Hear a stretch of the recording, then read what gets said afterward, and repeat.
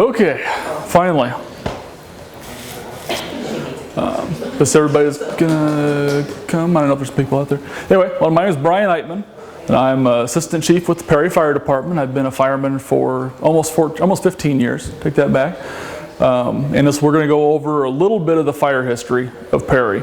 The history began in 1878, and it goes until today, obviously. There's just too much stuff to take in like an hour. So what I'm going to do is I'm probably going to go up to in the 1920s. In the 1920s into the 1940s is a real gray area for my research. I know more about the beginning part up till the beginning of the middle, and then that whole middle part is really fuzzy. So, and like my mom said this morning, make sure you tell everybody this is my knowledge to now. This may change tomorrow. Some of this stuff may change tomorrow if I find more information or more pictures. So I'm always looking for more stuff if you run across anything. A lot of people wanted to know how I got involved with all this and how I got all these pictures and things like that.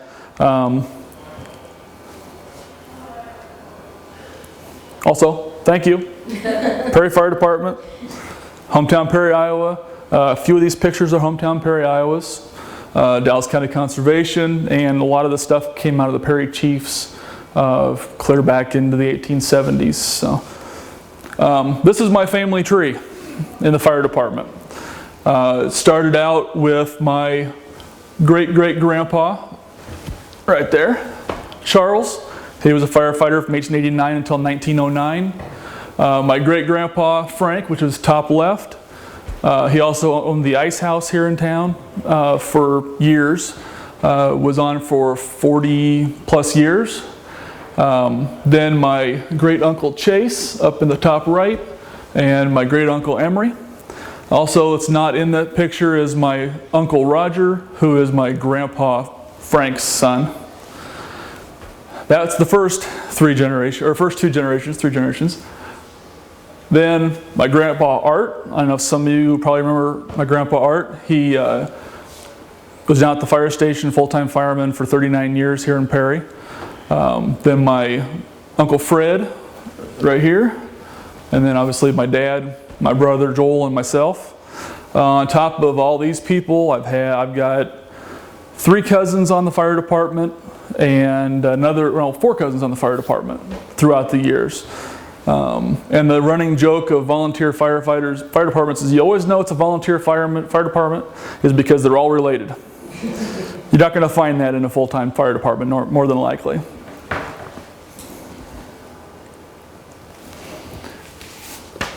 Well, the beginning of the fire department started in 1878 with Fred Nell and A.W. Otis. This is Chief Nell. He was chief until he passed away around 1915. That picture was painted in his honor, and in 1915 in the minute books of the fire department it was said that that picture should never be taken off the wall at the fire station. Obviously it was, or I wouldn't have it. It was in the attic of the fire station, and I kind of rescued it, cleaned it up. It was terrible shape.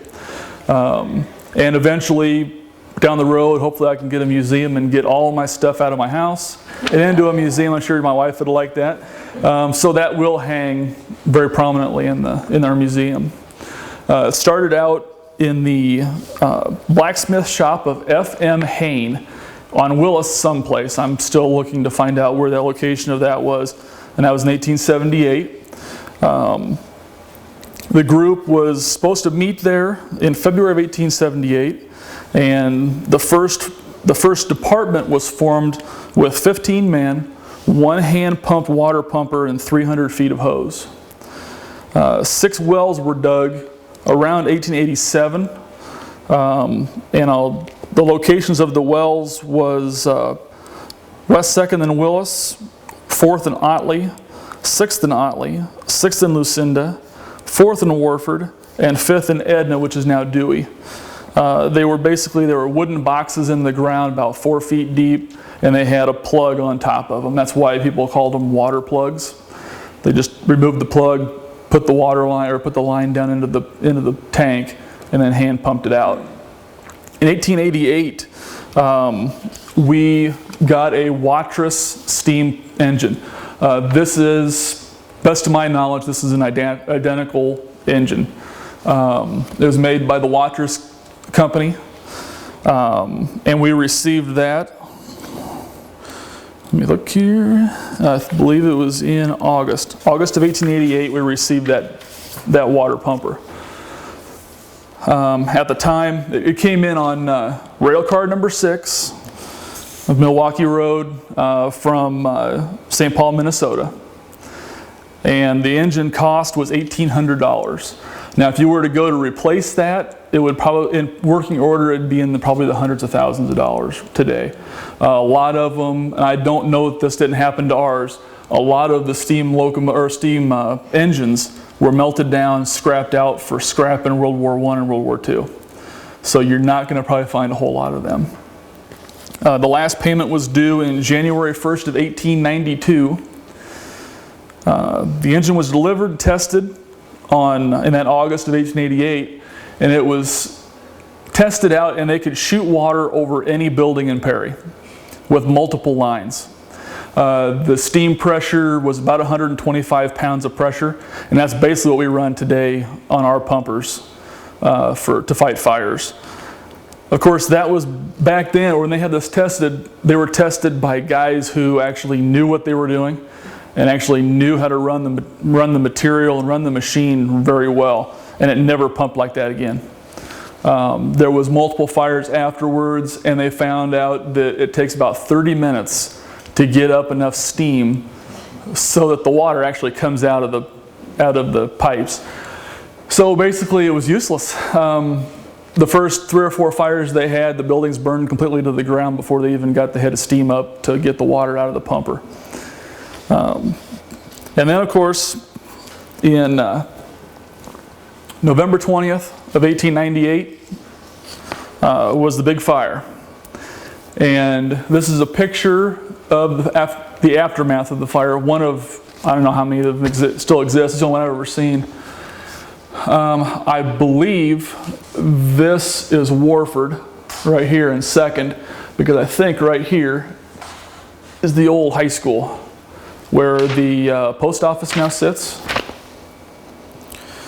And I'll tell you basically what happened at the fire. A lot of this comes right from the Perry Chief in November 22nd or 23rd of 1898. A Perry Chief reporter wrote that our beloved and prosperous little city of Perry met with misfortune. At 9:20 on Sunday, November 20th, 1898, while most people were beginning to think about turning in for the evening, the dreaded fire alarm sounded. The firefighters and their horses made their way to the firehouse. None of them could have ever imagined what they were responding to. The fire was found to be located at the Oxford Restaurant, which would have been around the corner over here, be across the street from the old post office, which is now the school administration office. The blaze was quickly extinguished, and the men returned to their warm beds. The second alarm went off at 10:30. This time the fire had a better start. The flames were bursting through the rear of John Mitchell's livery stable, which is here where Ben Franklin's now sits. The stable burned very rapidly, and soon the buildings surrounding the livery stable were almost completely consumed. The fire jumped across 2nd Street, and the wind soon carried, consuming the east side of 2nd Street. The heat from the fire on the west side of the road cracked and smashed the windows on the east side. The fire burned every store on both sides of the street. It was only contained when it reached Gamble's furniture store, where Hallmark is now. A sidebar on this, Trouth and Miller, both of those guys were firefighters at the time. And also Had Heaton was a firefighter in the 19-teens. Help for the fire was sent from Madrid and Des Moines.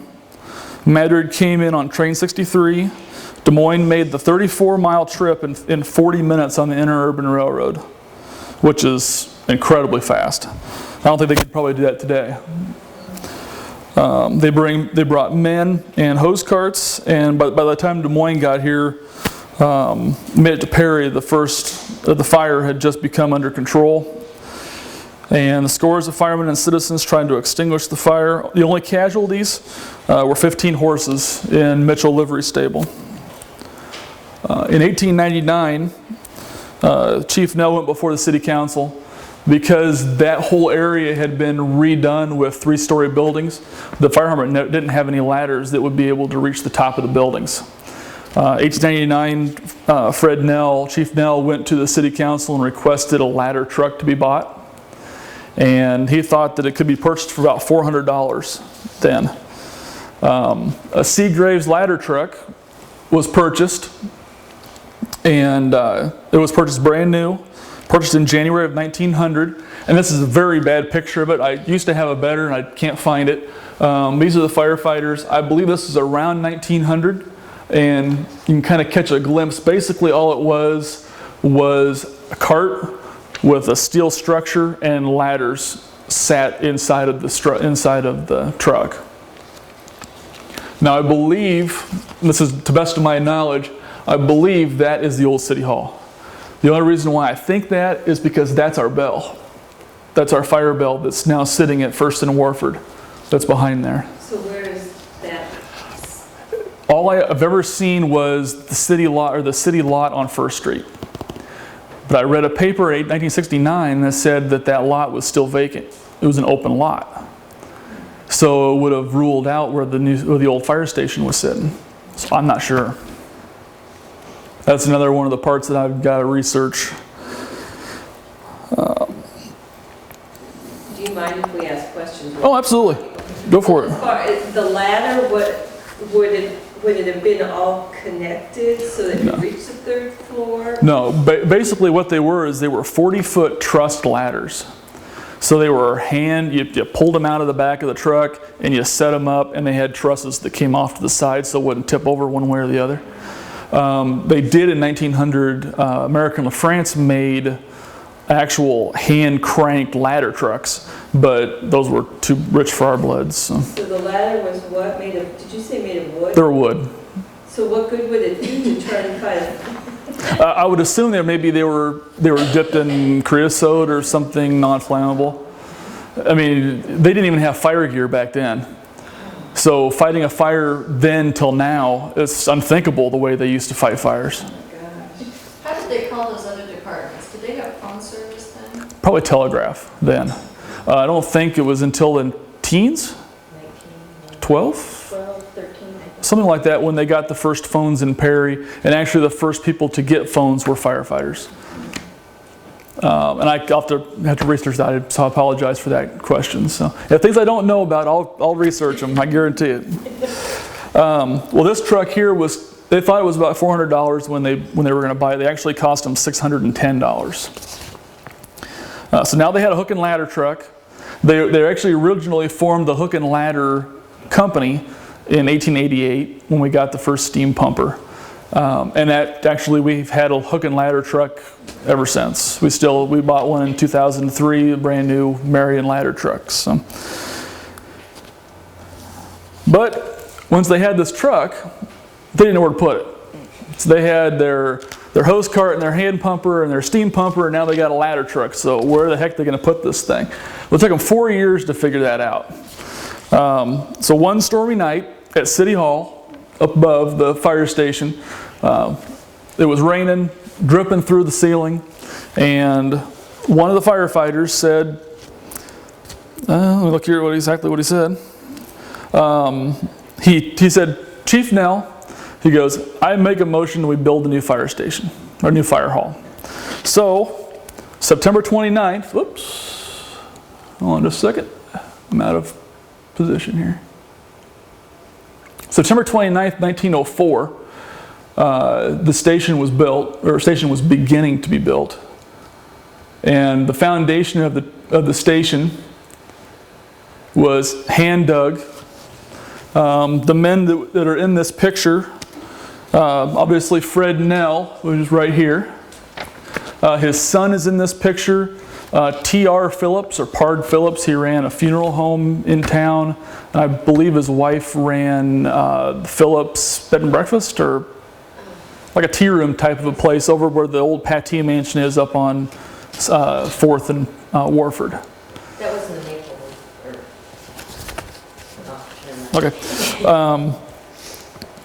So then they were expected to, every firefighter was expected to put 1 day labor in the fire station. So September 29th, September 30th, 1904, they began to dig the foundation of the building.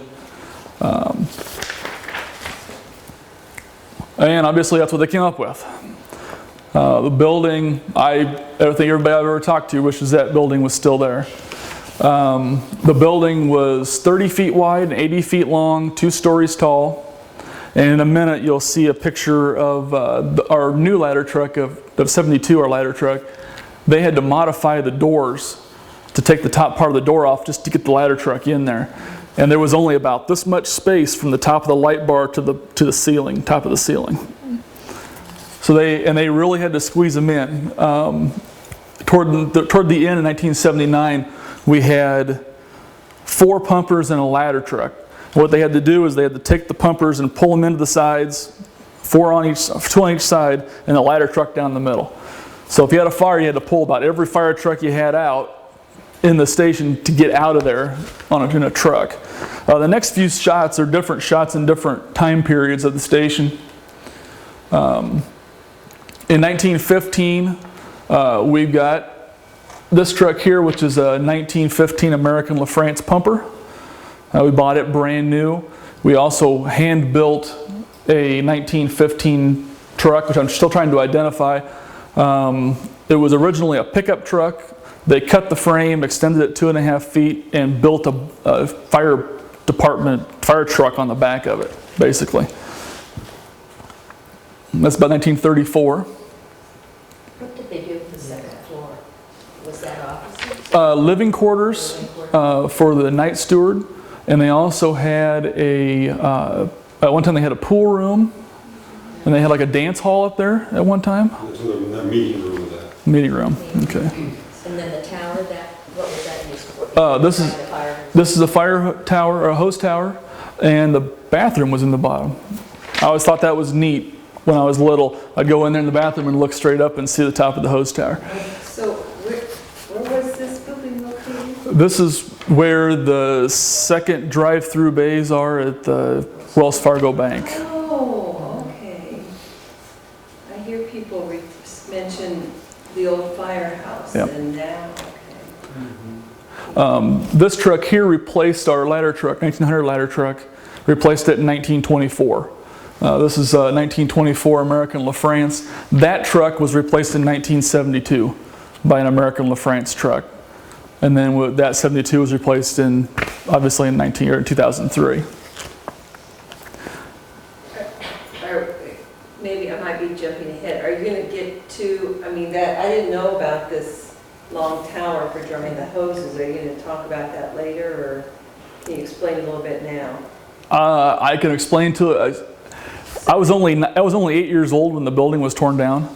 I played hide and go seek in the fire trucks ever since I can remember, and I remember seeing the hose tower and things. But I don't know exactly how it worked.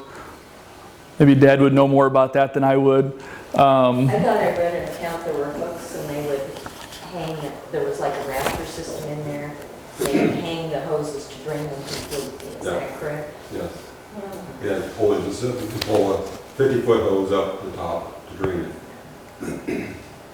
Because the neighborhood kids would have races to see who could climb to the top of the tower, from the account I read. Oh, really? But the first one we did was a girl. Now we've got Max Gustafson. I don't know, some people may know him. He's been on the department for 52 years, and he's the oldest firefighter we've had. He's got pictures from up in the bell tower holes, looking out on the city in different angles. So those are pretty interesting pictures. And of course, the destruction. And the only part that's left is odd bricks here and there, and that right there says Volunteer Fire Department 1905 on it. Where'd that go? That's actually where the bell is, up on First and Willis, or First and Warford. It's in the ground right next to the bell. The article in the newspaper on that time was the 3 guys were carrying this out, carrying that big slab of limestone, and it was my dad, my uncle, and Tim Welch. Of course, they said Fred Eitman, Tim Welch, and an unidentified person. So he's the unidentified person. What event is this? Okay, we'll get into the firefighters. Can't really have a fire department without a firefighters. Well, you probably could, but it won't be very good. I don't have a lot of pictures or a lot of material from 1878 until 1898. All the record books that we had were destroyed in the big fire. But I've got every record, every minute of every record ever taken in the fire department from 1899 until last month. This picture was the first picture taken at the fire station, April 22nd, 1906. I know a lot of the people that are on there. I don't know them by heart, but I've got their names written down. I've got pictures of them.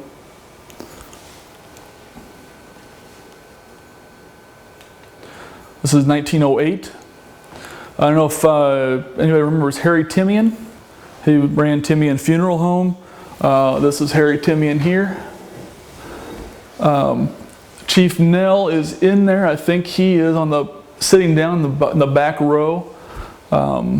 T.R. Phillips is in there, Pard Phillips. Who's the gentleman in front? I'm assuming they're the chief officers and the foreman of the hose companies. 1912, this is our baseball team. From 1909 till 1914, they lost 1 game all those years.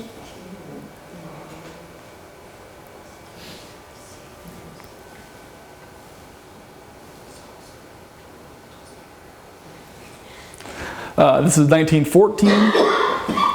There were quite a few of the guys that are in this picture 1914 that were actually in these pictures that I'll be showing you in 1925. I had a person plan to make me one of these, and he's actually still doing it, make me one of those uniform tops. I was going to wear it today, but she wasn't able to get it done for me before this time. Do you know, was it made out of wool or? I'm thinking they were a heavier material. I'm not sure if they're wool though. Just only thing I'm going by is the creases. I think they wouldn't. I don't know how they would crease with wool compared to. Yeah. That's about as close to a uniform as we had there for a while.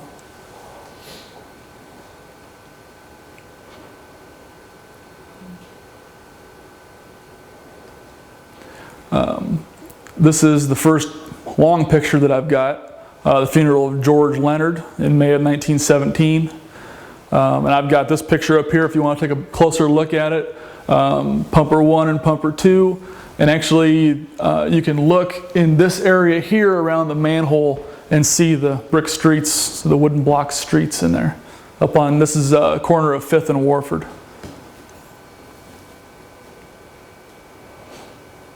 1925, they just got their ladder truck, and they've got the 2 pumpers they were really proud of.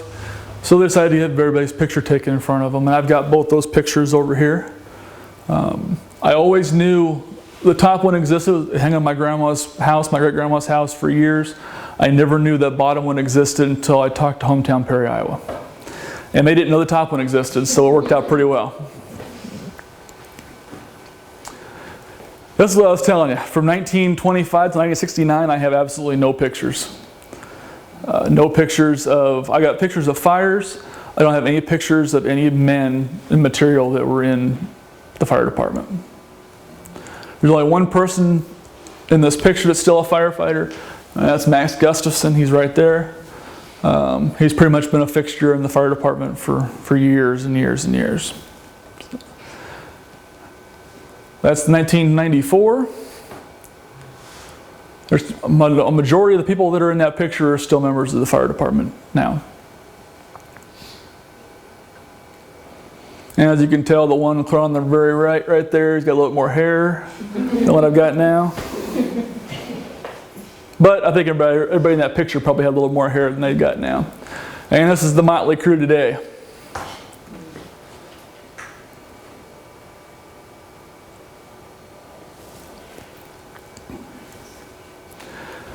Fire convention. I think this is about 15, 20 minutes left. Fire convention for the firemen was huge. In 1911, they began to go to the conventions. Prior to that, we had them here in town at the Tri-County Fair grounds. This picture here, I believe, is in Des Moines, 1911. Perry against Woodward, and Perry won. Yay. So we didn't do that too often. There was a couple other pictures I've gotten here that Perry lost, unfortunately. Next pictures are Des Moines, 1911.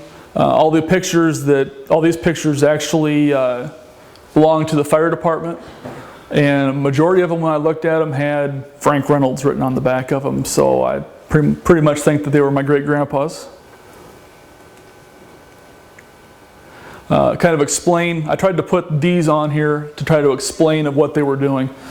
What you had to do is you had to run 150 feet, break the hose line here, and insert a nozzle. They did that in 4 minutes and 2.2 of a second. In 1911, let me look here. 1911, we actually won 4 or 5 of the events. We got like $175 prize money that year, which kind of put the taste in their mouths. They really wanted to do it the next year. That's our track team, 1911, and everybody's names are on the bottom and list from left to right, or from right to left. What they did back then, they wanted to get the fastest team they possibly could, so they hit the high school. Get all the high school track guys that they knew could run as fast as they possibly could, and they said, "Hey, want to be a fireman?" So they're firemen. They may not have ever attended a fire, but they were runners, so that's what they were on the track team. And So these competitions were both like athletic events and, Yes. and firefighting. They were kind of all mixed in the one. You can't really see it on this picture. I've got another picture that shows it better, but there's actually a rope that attaches all these guys together, and they're pulling a hose cart.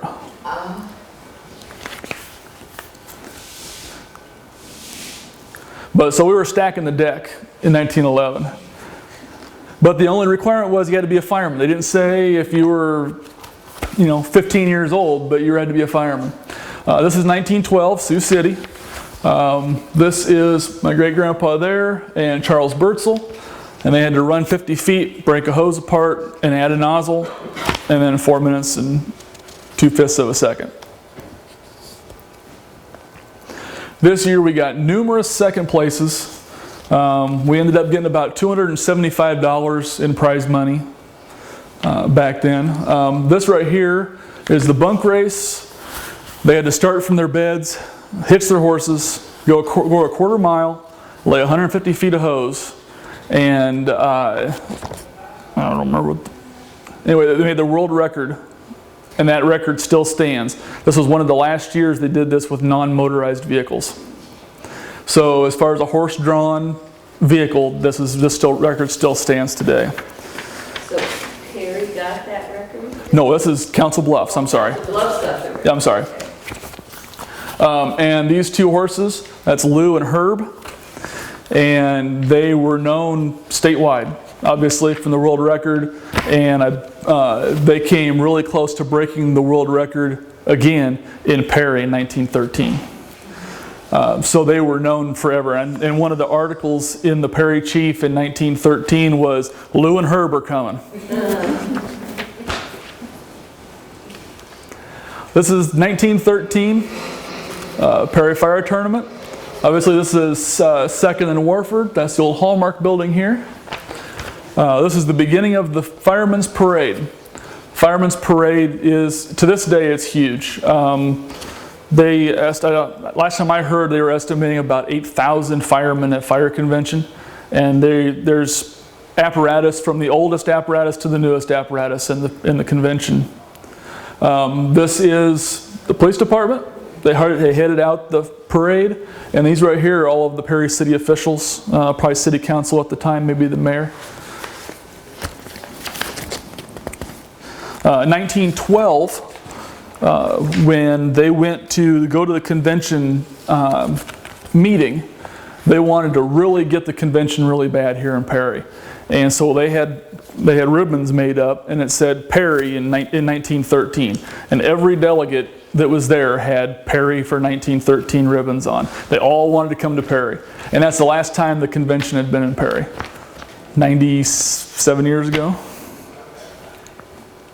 These next shots are the parade also, different shots. This is just a small sample of some of the firefighters.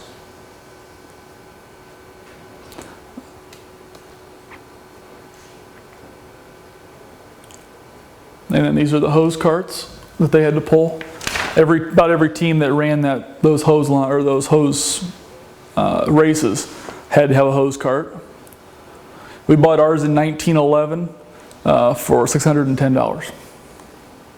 That's our 1913 track team and our mascot.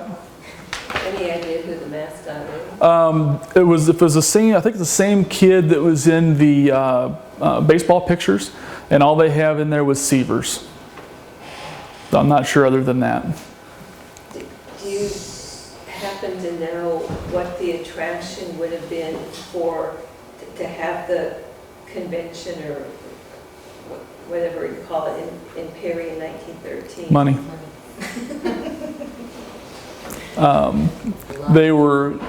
They had to borrow money to buy to build the fire station.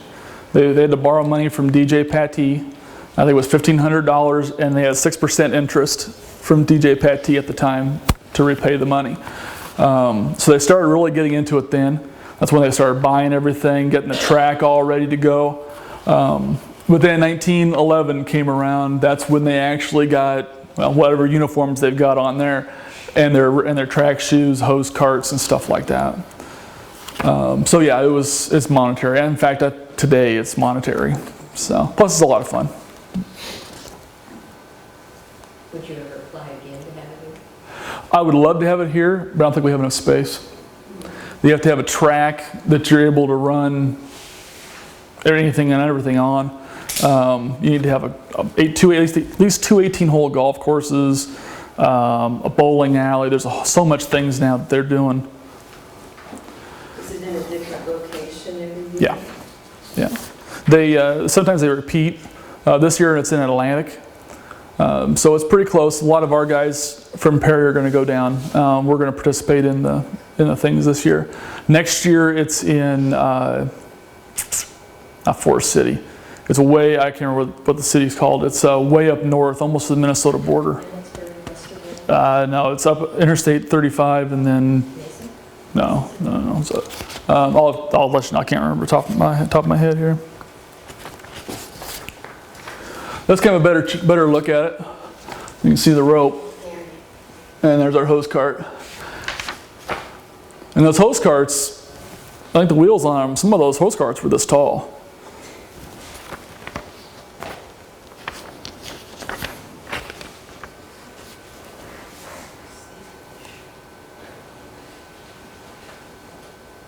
These are all taken in Perry, 1913. And Perry versus Woodward. That's one of those times we didn't win. Woodward beat us, and they ended up getting second in the tug of war that year. Mason City, ironically, beat them that year. So Perry and Woodward has always been rivals. In fact, when I got on the fire department, we played them in softball all the time. So. And to kind of end the little things, I've got some other pictures I'll show you. I got pictures of every fire truck we've ever had. This right here is actually, I'm in it with school tours because the department, my big thing is fire prevention. I love fire prevention. I go to the schools and talk every year to the kids, and they've done this forever. As far as I know, this is probably back in the 50s. This is, if anybody went to school here, this is Mrs. Freestone right here. Very young Mrs. Freestone. When my brother had her, she didn't look like that. She was a little older. But this was back before we even had our ladder truck, which was 1972. This truck here is 1951. And the other two here are the 1915s. So this is a little look at the station too. See how small of a building that was.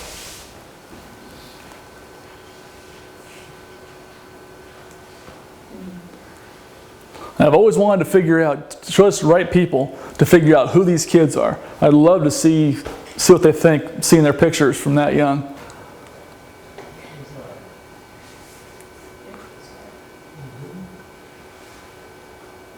And this picture here, you can look and see the top of that light bar. The top of that light bar to the ceiling. Not a whole lot of room there. And this is 2 years ago.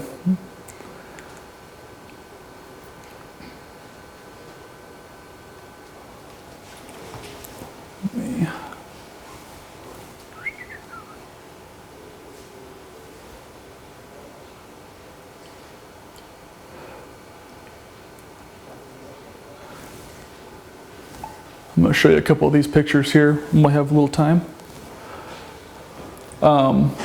These are the 1915 LaFrances. Or one LaFrance. Gosh darn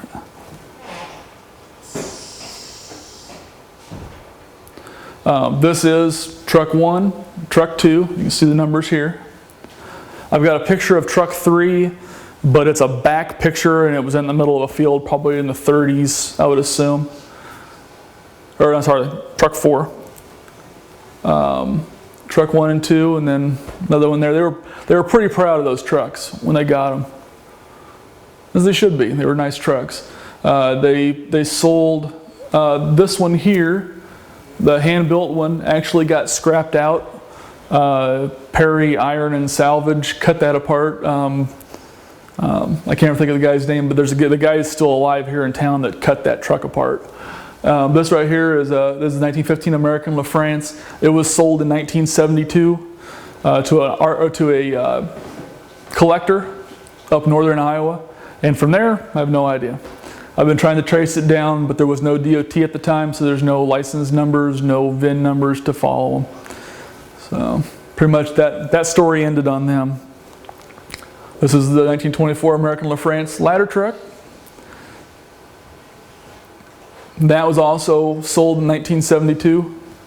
From what my grandpa always said, it went to a museum in northern Iowa, but I've never been able to find it. Then number 3 is right there. Number 4 is the one that I've got at home, but a very poor picture. This is number 5. This is 1951 Ward LaFrance, and this is the truck that sat out on the highway between here and here in Woodward. We actually got that truck back now. We are in the process of finding a home for it big enough to tear it apart and restore it. Yes. 1956 Ward LaFrance. This truck still belongs to the fire department and is still in active duty today.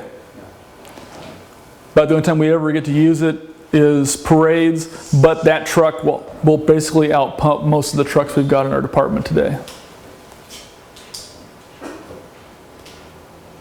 This is the FWD. We always call it four-wheel drive. I don't remember exactly what, was it International or, I don't remember. Okay.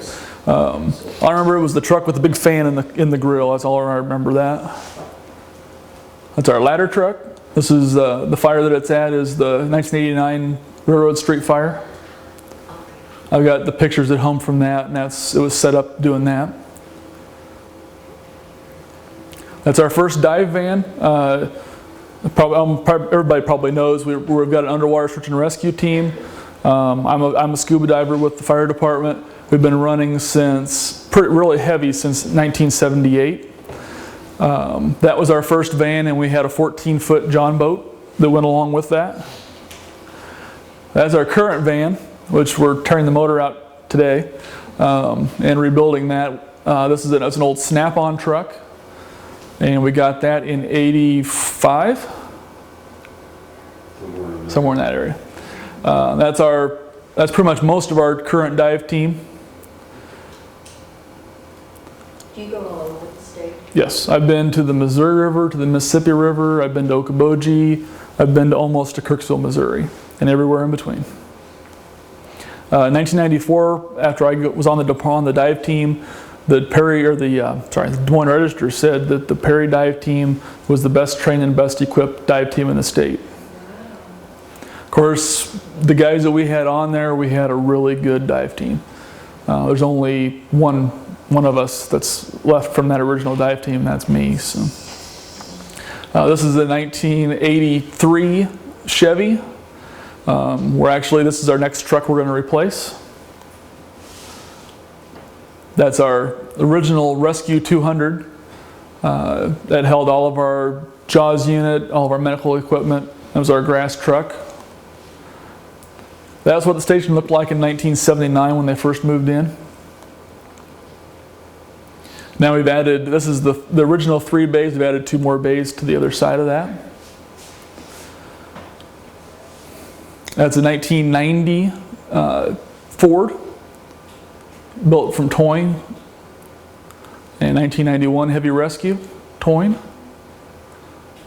And then our Marion Quint, our brand new one. And that is every truck the Perry's ever had, in a nutshell. Does LaFrance still make, are they still in business? Yes, yep, they make ladders, they make all that stuff still. We got away from them when we bought this truck here. This was our first, really motorized vehicle. It wasn't American LaFrance, it was a ladder truck. Pretty much everything all the pictures that you saw here, I've got up here in front. A couple of other things is progression of patches. These are the only patches that I've ever found on the fire department. These came from my grandpa's uniforms and coats. This one here was the last ones we had before we went to this style. And this style here, which is the one I'm wearing, we've only had this for 3 or 4 years, probably, something like that. So it's quite it's pretty much the same going through, and then boom, all of a sudden everything changed. Tried to get a little bit more life back in the fire department. My great-grandpa was a fireman from 1909 to 1952. This is the plaque that he got in 1929 on his 20th anniversary with the fire department. What's that? Is that ours? No, this is Frank Reynolds. This is the only one I've ever seen of this. Most of them probably died a long time ago or put away in boxes. And I've actually had somebody redo this, and we give these out today.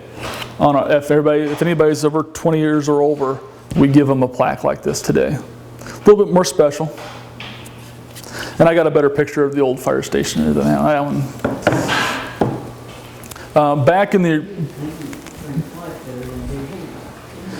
in the beginning of the department, obviously they needed a police department too.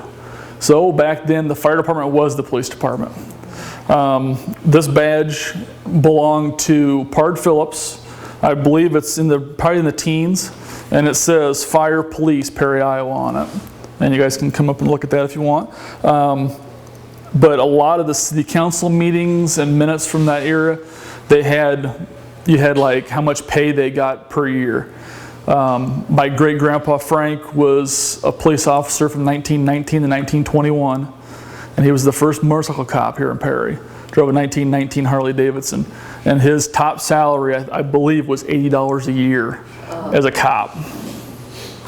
That I've ever found in the minutes, at least. Still have the heart.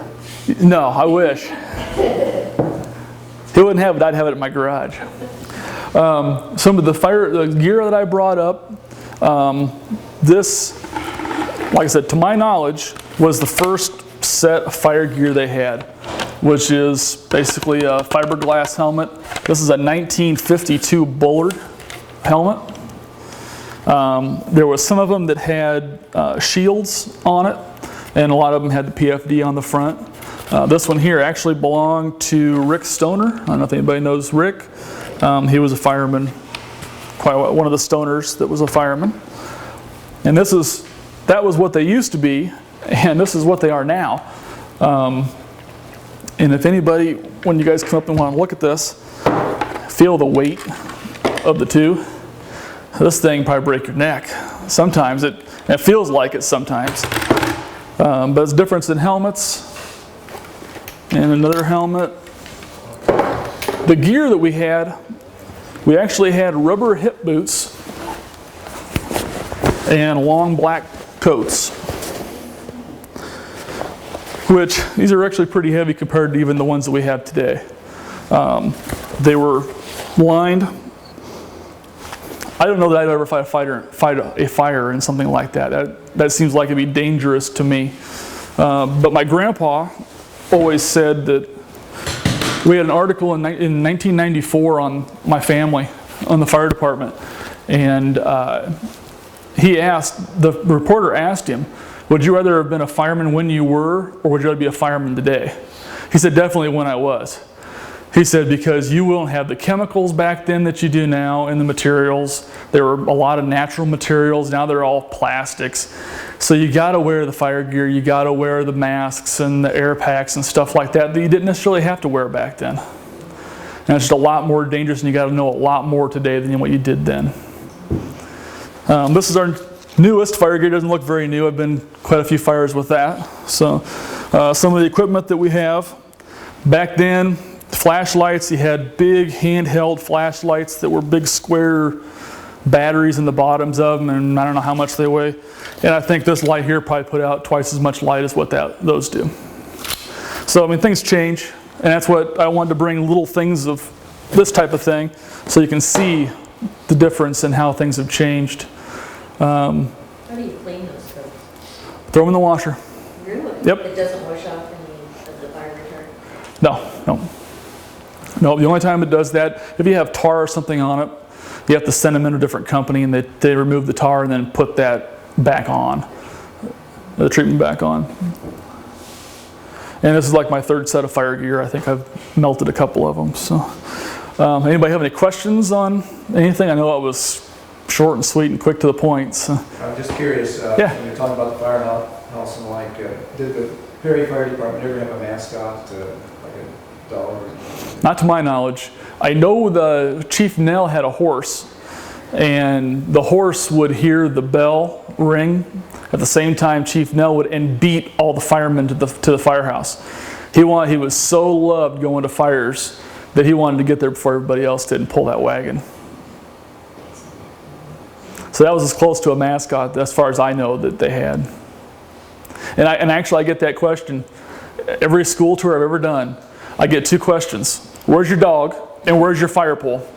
Those are the only two questions I get. And so I broke down one time and went out and bought a Dalmatian dog, a little stuffed animal with a fire howling on. That's Chief.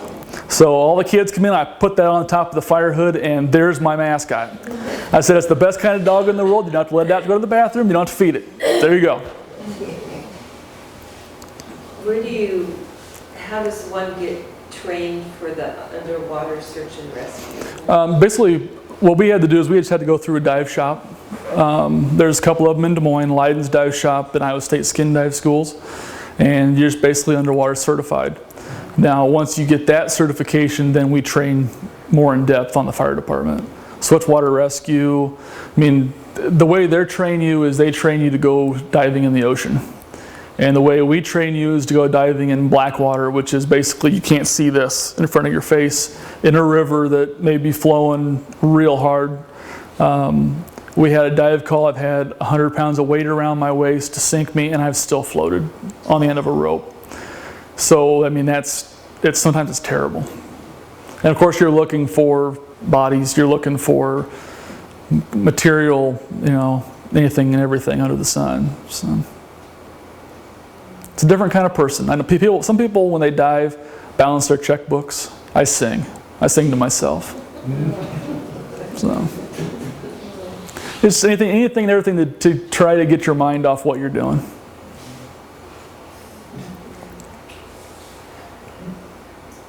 Anybody else have any questions? How old is this nozzle? I'm not really sure. I've got a couple pictures from the 30s that actually they had like a rope around here. I found this in the street department, and when I worked at the street department here in Perry, and what they were doing with it is we had like a tanker truck. Before they had the jetter machine to blow the sewers out, they'd take this, hook it up to their truck, stick it down inside the manhole, but inside the storm sewer, and knock it with a sledgehammer to pound in there to wedge it in, and then run their water through it. So that's why it's beat up. I would like to have seen it before that. But eventually it's going to have more of the rope on there and try to get back to normal and try to make it so the dents aren't seen as bad. And it's made out of Brass. Yep. A lot of pictures that I've seen of old hose carts, actual functioning hose carts, they had places for multiple of these style of nozzles, the smoothbore nozzles. And we don't even normally use smoothbore nozzles anymore. They're all modified. We can go anywhere between 30 gallons a minute to 125 gallons a minute, or flush, just as much water as you can put on something. So compared to this, it's light years away from that. And this is a 2.5-inch fitting. I would like to see the guy who held on to this and pumped one of those trucks at 125 pounds of pressure, because he'd be a bigger guy than me.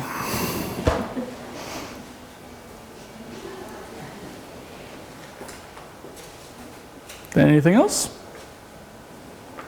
Okay, thank you. Thank you.